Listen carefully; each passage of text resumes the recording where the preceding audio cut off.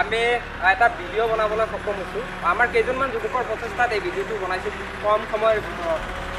আৰু ভিডিঅ'টো বনোৱাৰ মূল এটাই উদ্দেশ্য, আমাৰ ভাৰতীয় যিখন জাতীয় পতাকা, সেই পতাকাখনক আজিৰ দিনত কোনে কেনেকৈ সন্মান কৰে।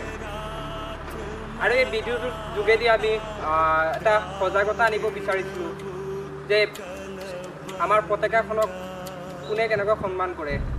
আৰু সেই বস্তুটোৱে দেখুৱাবৰ কাৰণে আমি ভিডিঅ'টো কেইজনমান যুৱকে বনাবলৈ সক্ষম। ভিডিঅ'টো চাই আপোনালোকে কেনে পালে বা কি ক'ব বিচাৰে আপোনালোকে কমেণ্ট বক্সত নিশ্চয় জনাব পাৰিব। আৰু ভিডিঅ'টো বনোৱা যদি আমাৰ কিবা ভুল ভ্ৰান্তি হ'ব পাৰে সেইখিনি আমাক ক্ষমা কৰিব। আৰু কিবা যদি পৰামৰ্শ দিবলগীয়া আছে আপোনালোকে আমাৰ কমেণ্ট বক্সত জনাবলৈ নাপাহৰিব। আৰু ভিডিঅ'টো বনোৱা আমাৰ আটাইকেইজন কৰ্মকৰ্তাৰ লগত আছে উপস্থিত মই ফিৰোজৰ পৰা জানিব বিচাৰিছোঁ।